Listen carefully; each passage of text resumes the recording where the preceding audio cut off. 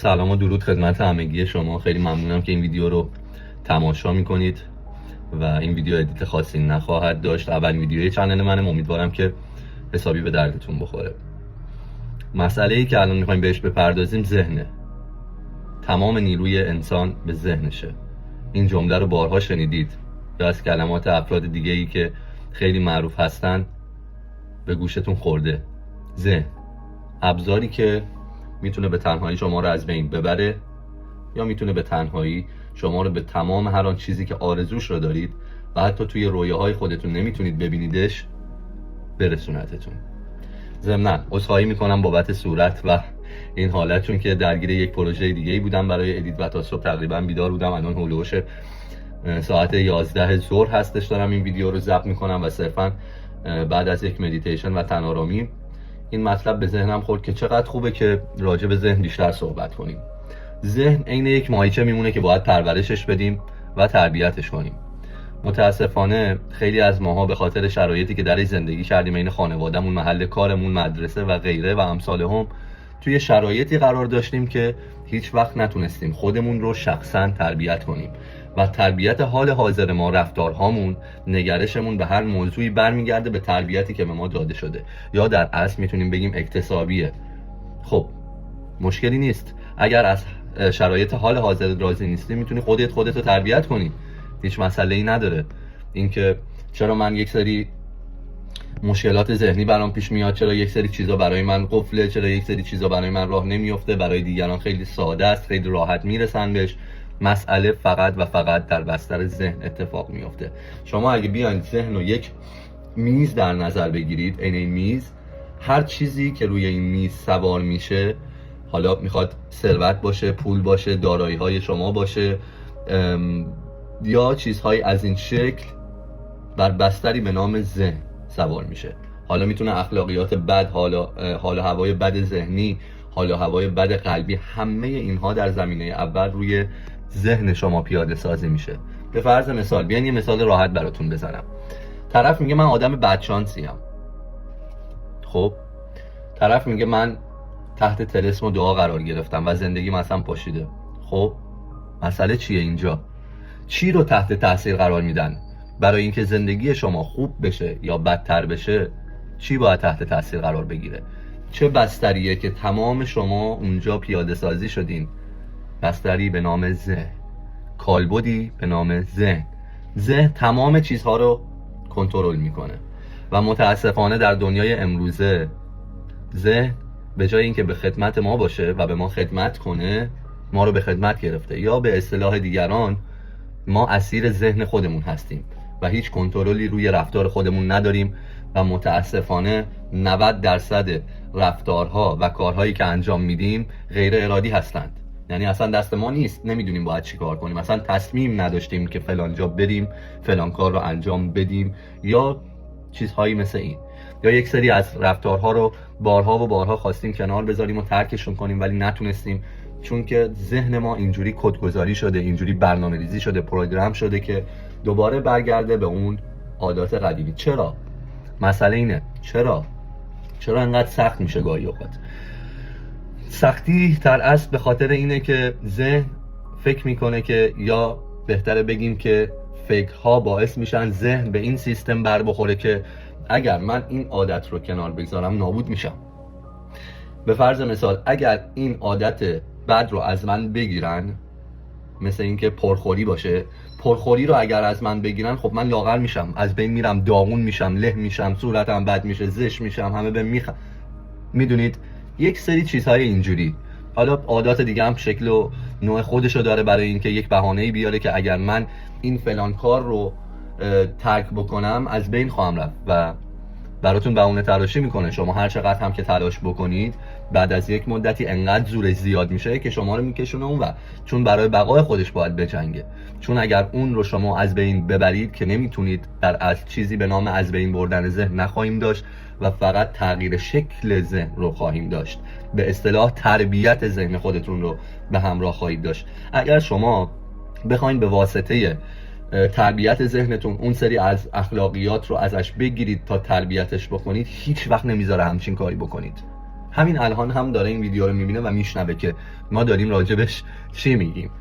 و اینکه طریقه درست کنترل تا جایی که بنده میدونم و از دیگر افراد شنیدم، اطلاعات کسب کردم، اینه که آهسته و پیوسته شروع بکنیم این که ذهنمون رو هر جوری که میتونیم تغییر بدیم، حالا با کم کردن یک عادت بد یا با اضافه کردن یک عادت خوب، و مخصوصاً مدیتیشن. دوستان، مدیتیشن ورای این که شما برید یه تنفسی بگیری یا به اصطلاح اینه یک بادکنک خودتو باد کنی، خودتو خالی کنی، نیست.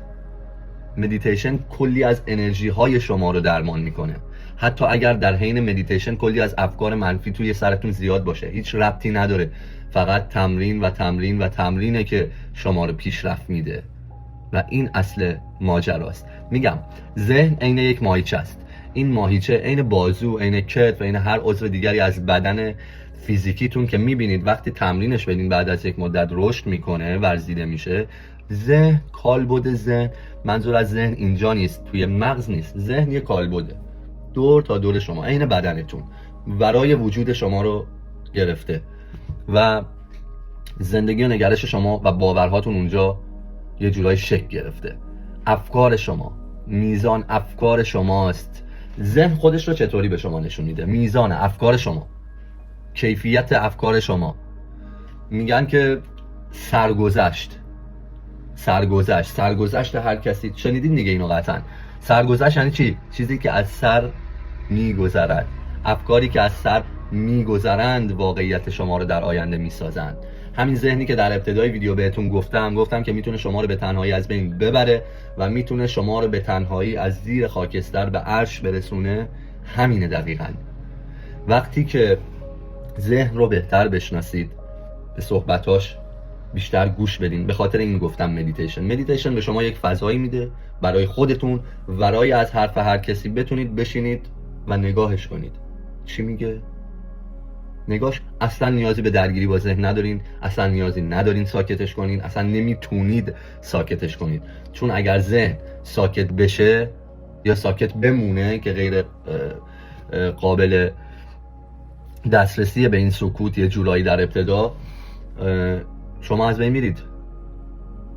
شما دیگه نمیتونید ادامه زندگی بدین. فکر خیلی خوبه، ذهن خیلی خوبه، اومده به شما کمک کنه. تنها مسئله‌ای که ما با ذهن در حال حاضر داریم اینه که اون ما رو به خدمت گرفته، نه ما اونو. بهترین ابزاری که خداوند متعال میتونست به یک انسان به عنوان اشرف مخلوقات عطا بکنه ذهن بود و داد.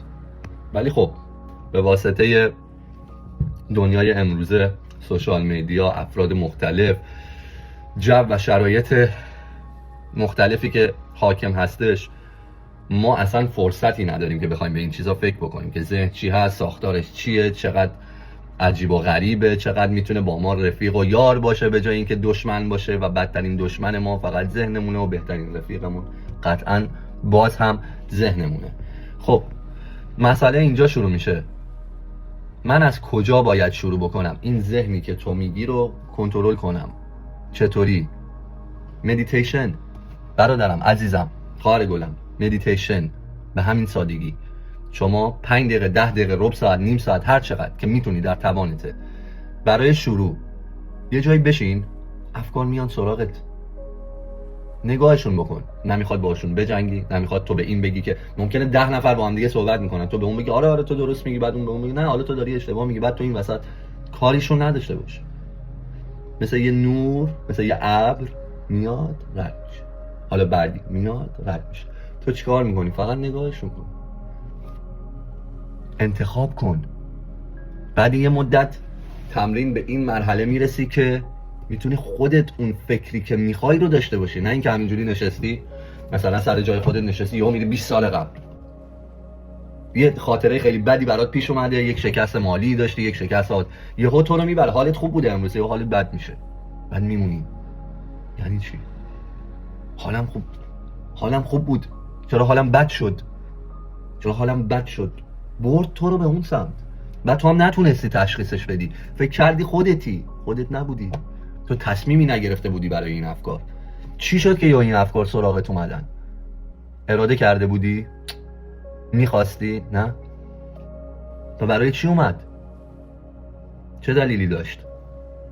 غیر از اینکه تو رو به هم بریزه چه دلیل دیگه ای داشت؟ یعنی تو خواسته بودی که به همت بریزه چون بلدش نیستی. وقتی که یاد بگیری که نگاهش کنی، قضاوتش نکنی، بذاری بگذره و خودت رو درک کنی که من یک انسانی هستم که خودم رو نمیشناسم. درسته من عرفان هستم، اسم منه، ولی نمیدونم این کالبدی که باهاش دارید زندگی میکنید، این حالا سایر کالبدایی که داریم و در ادامه ویدیوهای بعد حتما براتون بیشتر توضیح میدم، نمیشناسیم. دوستان عزیزان من، ما خودمون رو نمیشناسیم. اینو بیاین بپذیریم.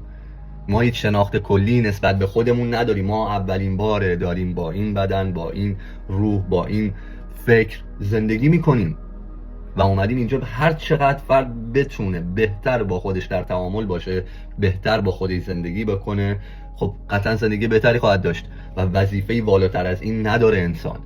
دیدید میگن خب رسالت طرف چیه؟ اومده یارو دکتر بشه، یا توی یه خانواده فقیر به دنیا اومده میگه من باید ثروتمند بشم. چرا؟ چون که فقیر بوده به این نتیجه رسیده که پس رسالتم اینه که کل خانواده تو نمیخواد ثروتمند کنی. دوست عزیز، اصلا رسالت به این چیزا نیست، ربطی نداره. تو حوزه‌های مالی نمیچرخه، یا تو حوزه‌هایی که صرفا خیلی علاقه داری نمیچرخه. ببخشید دارم حقیقت رو بهت میگم، رسالت توی این چیزها نیست. رسالت در اصل اون تعامل و اون عشق بازیه که با خودت داری. خودت رو بهتر میشناسی، خودت رو بیشتر کاوش میکنی. گرفتی چی شد؟ مسئله اینه، خیلی راحت.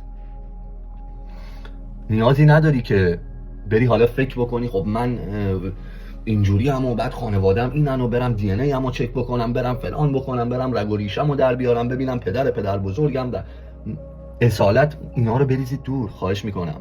ببین خوبه که بدونید یه جاهایی خوباش رو بردارید، چیزایی که به دردتون نمیخوره رو بذارید کنار، درگیر حواشی نشید. اصل ماجرا اینه که شما در حال حاضر وجود داری، اومدی و اینجایی که با خودت تعامل کنی، با خودت عشق بازی کنی، با خودت مهربونتر باشی، با خودت قشنگتر رفتار کنی، خودت رو بیشتر براش وقت بذاری. اینه جریان. شما وقتی این کار رو انجام بدی، ذهن دیگه میخواد چیکار بکنه باهات؟ مگه میتونه بهت خدمت نکنه؟ اصلا مگه میشه؟ کی میتونه بهت خدمت نکنه؟ تمام جهان در خدمتت خواهد بود. و اینکه اینو به عنوان یک جوان 24 ساله بهتون بگم که خودم که در طی این مسیر دارم قدم برمی‌دارم، بیش از حالا یک مدتیه همیشه موفق نبودم. خیلی چیزا برام اتفاق افتاده که بزرگتر از گنجایش آگاهی من بوده. من نتونستم هضمش کنم، اشتباه کردم، گول خوردم. ذهن اینجوریه. ذهن یه مدت باد خوبه، بعد یه مدت بهت خنجر میزنه، به همین سادگی. دیو پشتتو خالی میکنه. یه روز رفیقته، یه روز دشمنته. ولی خب مسئله اینه، تو این بازیه، این بالا پایین شدن ها، این شکست خوردن دوباره پا شدن، درسای خیلی مهمی هست و این میشه اون تعامل. نه اینکه حرکت نکنم، اشتباه نکنم، گولشو نخورم. دشمنت نیست، فقط تربیت نشده. مسئله اینه خودت که با خودت نمیتونی دشمن باشی. شاید حالا یه سری توهمات باعث شدن به این فکر کنی که آره من فلانم، اینجوریم، اونجوریم، این عیبو دارم، اون عیبو دارم. این نه دوست عزیزم، هیچ وقت تو خودت دشمن خودت نخواهی بود. نمیتونی که باشی، گیریم که باشی، اصلا نمیتونی در مقابلش استقامت کنی. اوکی؟ تا کلیپ های بعدی برای موضوعات بعدی که خدمتتون میذارم حتما ما رو دنبال کنید. خیلی دوستان جسته گریخته گفتم، خیلی دوست داشتم بدون هیچ یه جورایی بزکی چیزی بیام جلوی دوربین و این ویدیو رو واسهتون آپلود کنم. امیدوارم به دردتون بخوره و این ویدیو رو تماشا کرده باشید.